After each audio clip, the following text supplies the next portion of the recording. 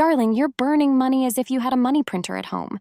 I, Duchess Dollars, have seen many high society novices burning fortunes on things that don't even suit them. Believe me, there's nothing more vulgar than a new money woman acting as if it were infinite. And we both know you want to be sophisticated, not vulgar, right? Even my husband, Mr. Millionaire, who seems to have been born with a stock portfolio in his crib, is horrified when he sees women throwing money out the window. And look, he gives me an unlimited black card. But the difference between me and the clueless nouveau riche? I know exactly how to spend with purpose. Every penny that leaves my account has a mission: to make me richer or happier, preferably both. Just yesterday, while sipping champagne on our yacht, Tuesday is the new Saturday after all, Mr. Millionaire commented about that socialite who just went bankrupt. You know who she is. The one who appeared in all the magazines flaunting jewels bigger than my chandelier. Well, now she's selling her memoirs to pay the bills. Tragic, but totally avoidable. One of my friends bought 6 Hermes bags in the same month. 6! As if they were loaves of bread at the bakery. And then complained she had no money to invest when my investment banker friend offered that exclusive opportunity. Darling, this is what I call luxury poverty, or when you look rich on the outside, but your bank account is crying on the inside. Your investments should be bigger than your bags. Remember that. Do you think truly rich women buy everything they see? Of course not. Even with a millionaire husband, I am extremely selective. After all, fortune doesn't grow on trees. Unless you own an entire rainforest, which, by the way, is an excellent investment few consider. True status isn't in what you buy, but in what you refuse to buy. During my last lunch at the country club, I observed that new tech billionaire woman. You know what she was wearing? A watch that cost more than the GDP of some Pacific islands and a handbag from 3 seasons ago. That, darling, is true luxury. The freedom to choose what's worth your hard-earned money, or inherited in her case. Let's talk about the difference between spending like a truly rich woman and like a clueless nouveau riche. One will remain rich forever. The other will be selling her bags on second-hand websites in 3 years. The difference? Strategy, discipline, and a little bit of basic math. Yes, even being rich, you need to know how to count. First, you need to understand what is a waste of money. It's not buying a $5,000 Chanel coat. If it lasts 20 years and you wear it regularly, that's an investment. Waste is buying that $200 polyester coat that will be faded in 2 months. Doing rich math is different, darling. It's thinking about value, not price. It's calculating cost per use, not the cost on the tag. Don't you see the absurdity of having 30 handbags and using only 3? That's basically turning your closet into an extremely inefficient private museum. Unless you're charging admission for visits, that's a monumental waste. Many of you are spending like crazy in those mediocre restaurants that charge $80 for a pasta dish. Seriously? For $80, I expect the Italian chef to massage my feet while I eat. Cliché restaurants are traps for novices. The truly rich know that dinner at the private chef's house is what really impresses. Or better yet, learn to cook something spectacular. Nothing says I'm sophisticated like knowing how to make a perfect risotto. It's cheaper and more impressive than posting a photo of that restaurant everyone has already been to. Remember that reality show where they followed celebrities shopping? Notice how the really rich enter, buy exactly what they want, and leave?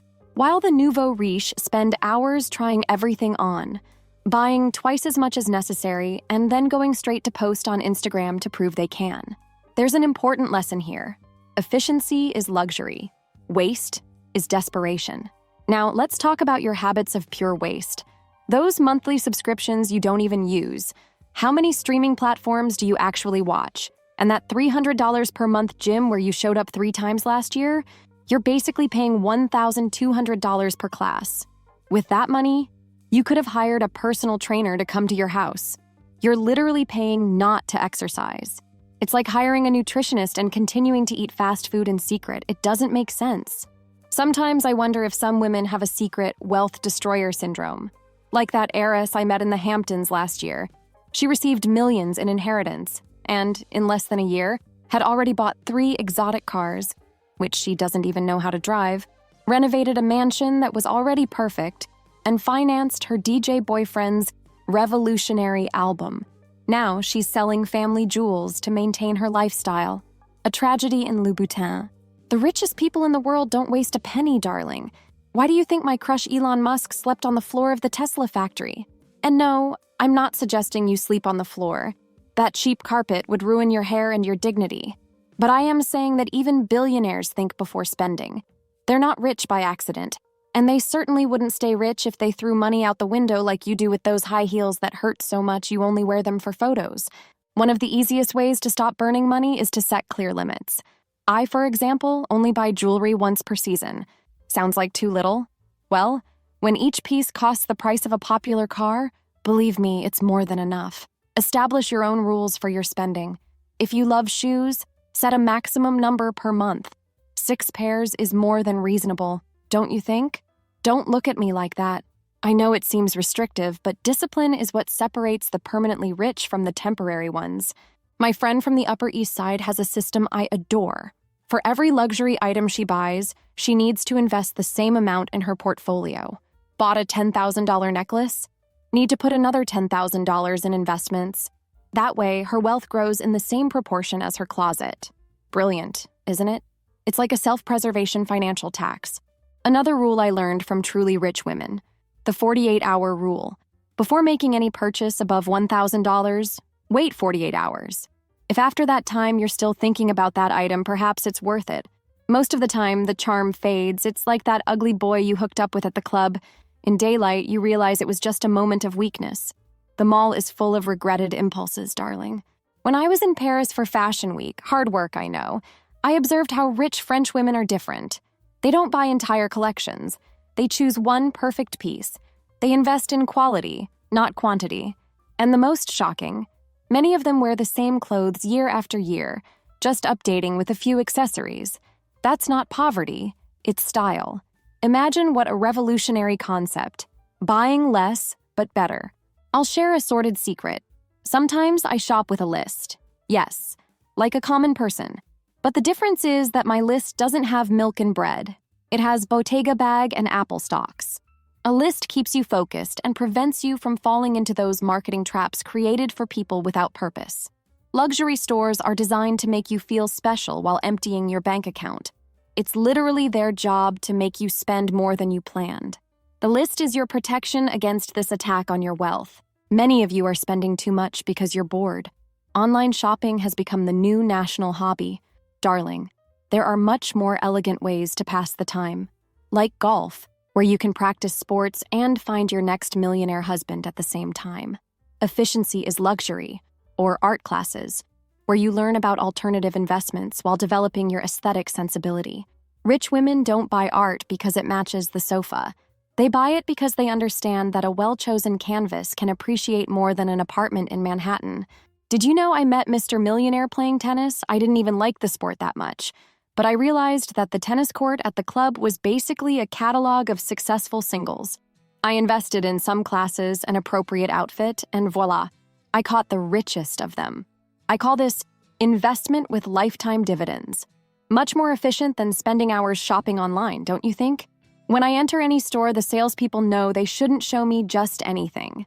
They know my taste, my style, and, most importantly, they know that I understand the true value of things. Build relationships with people who will help you spend better, not more. A good salesperson doesn't want you to buy everything. They want you to come back always. And you only come back if you made good purchases.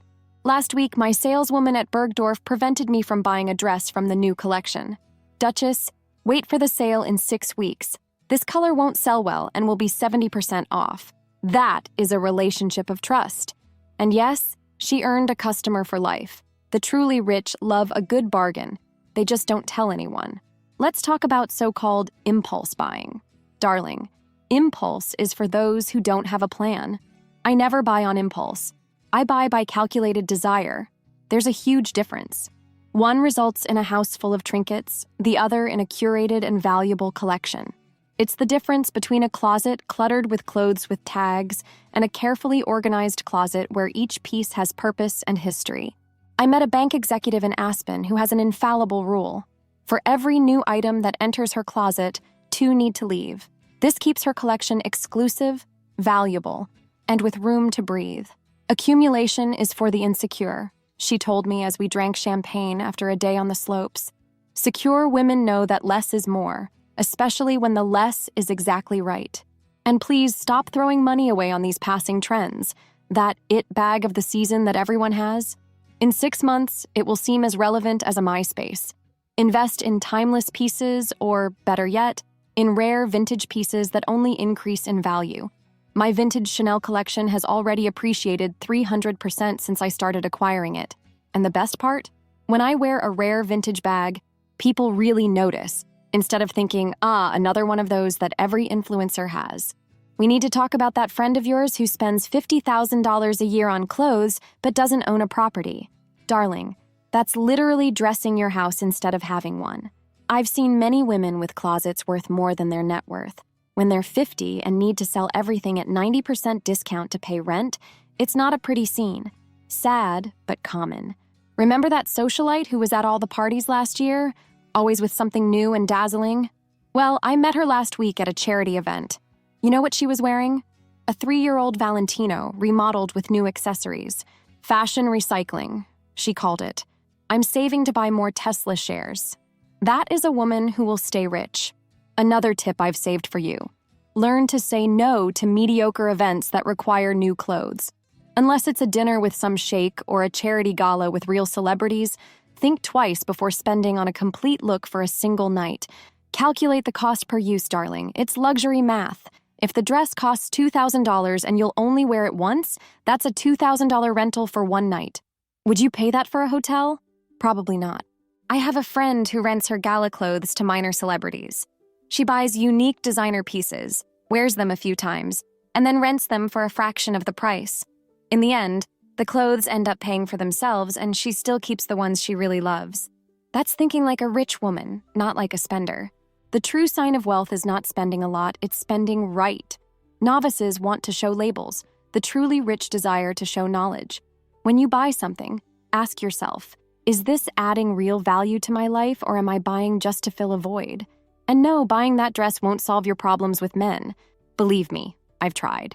3 dresses and 2 pairs of shoes later, the problem was still the man, not my wardrobe.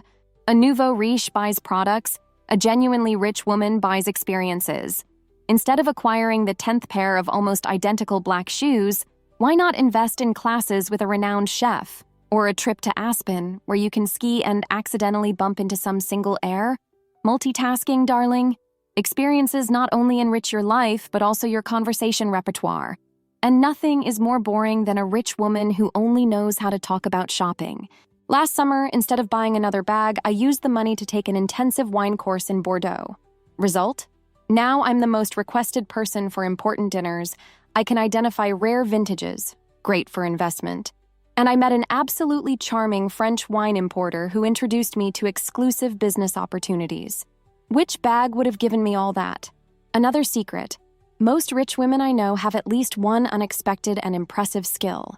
One plays the cello, another makes high-quality ceramics, another is an expert in rare orchids. These skills not only make them more interesting, but also connect them with exclusive circles that money alone doesn't buy. Invest in yourself, not just in your wardrobe. I'm not one of those who says you need to cut out gourmet coffee to save. Please, keep your small daily luxuries.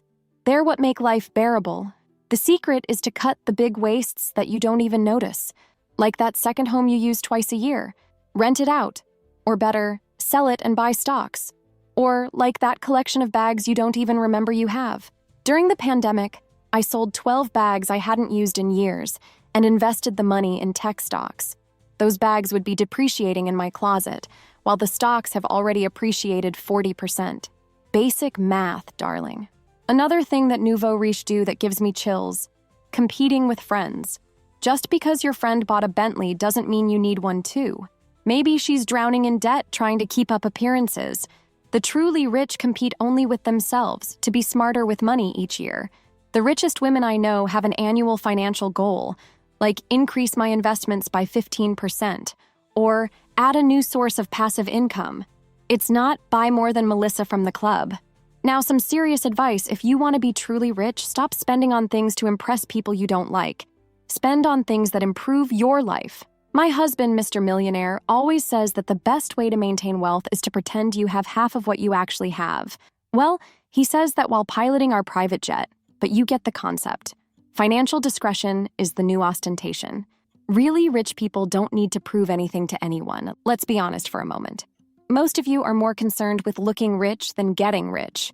It's a classic psychological trap, spending to create an illusion instead of building something solid. I've seen girls spending their entire salary on a bag just to post on Instagram.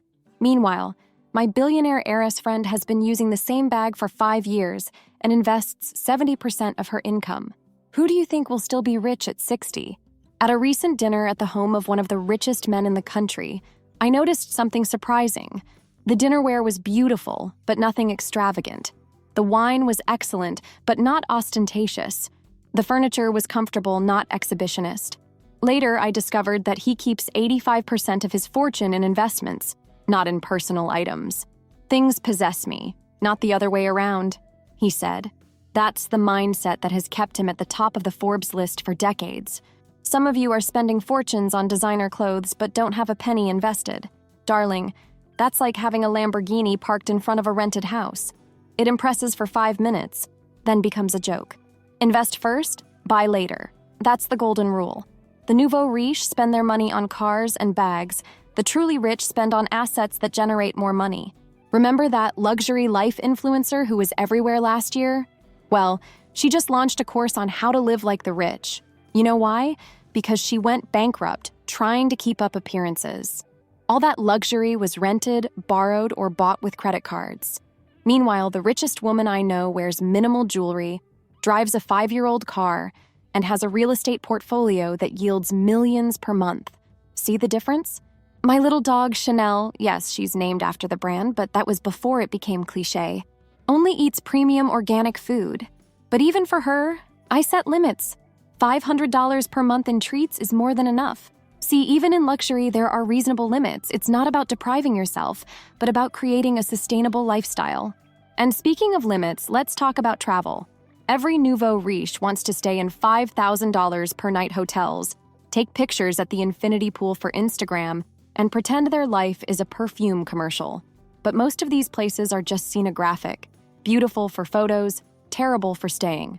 The true connoisseurs go to exclusive boutique hotels, rented private mansions, or stay at equally rich friends' homes. Networking and saving at the same time, darling. If you want to stop burning money, start noting down all your expenses for a month. You'll be shocked.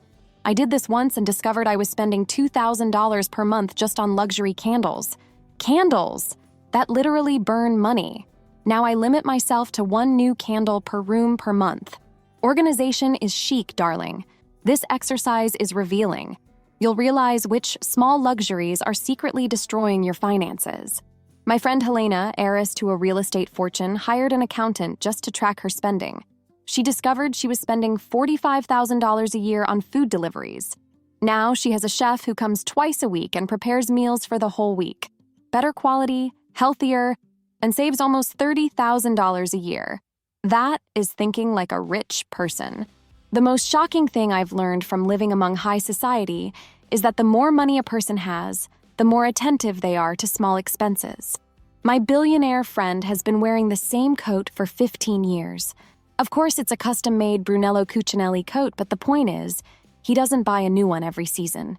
He understands that true value lies in timeless quality, not in impressive quantity. When I went to Milan Fashion Week with my bank director friend, I was impressed with her approach. Instead of buying dozens of pieces, she chose only 2, an exquisitely tailored coat and a limited edition bag. These pieces will serve me for a decade. The rest I can rent when I need, she explained as we drank espresso. You know how much she saved with this mindset? Enough to buy an apartment in Barcelona as an investment in the same year. Another valuable tip: stop buying expensive gifts for people who don't deserve them. That cousin who only talks to you when she needs something doesn't deserve the latest release from Prada. A handwritten card is much more elegant. Save your extravagant gifts for those who really matter. Like me. Jokes aside, the social circuit of the nouveau riche is a trap of unnecessary expenses. Gifts for birthdays of people you barely know. Contributions to causes you don't follow. Clothes for events you don't want to attend. One of my richest friends has a rule. She contributes significantly to only 3 causes that really touch her. attends a maximum of 5 major social events per year, and maintains an intimate circle of genuine friendships. This not only preserves her mental health, but also her wealth. Rarity creates value, she once told me. This applies to both my social presence and my vintage jewelry. Emotional spending is the ruin of women who want to be rich. You had a bad day and bought that $3,000 bag to feel better? Shocking news. The sadness will return as soon as the credit card statement arrives. Instead, treat yourself with something that doesn't depreciate, like stocks or, I don't know, a good therapist. Seriously, what's the cost of a respectable therapist? $400 per session? With what you save in therapeutic shopping, you pay the therapist and still have leftover for Apple stocks. During my divorce from my ex, before Mr. Millionaire, obviously, I went through a phase of revenge through shopping. I thought each new acquisition would make me feel better. You know what really made me feel better? Investing in myself, courses, experiences, and yes, therapy. Today, when I'm emotionally fragile, instead of going to the mall, I call my financial advisor. Rebalancing my portfolio is much more therapeutic than any shoe. Here's a transformative exercise. Make a list of all purchases above $200 that you made in the last year. Now, mark those that you still use or that have brought lasting value to your life. Less than half, right? Now imagine if you had invested the money from the useless purchases. Even in a basic savings account, that value would be higher today. In solid investments, it could be significantly higher. I met an executive who does this exercise every December. She analyzes her spending for the year, calculates how much she wasted on impulsive or emotional purchases, and then invests exactly that amount in a fund for her retirement as financial penance.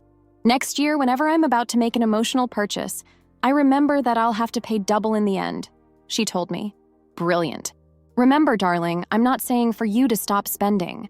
I'm saying to spend like a true rich woman, with purpose, knowledge, and style. The nouveau riche spend to show they can. The truly rich spend to increase the quality of their lives. One spends to impress others. The other spends to satisfy herself. The difference seems subtle, but the impact on wealth is astronomical. My favorite approach is what I call the 3 values rule. Before buying something significant, I ask myself, does this item bring aesthetic value?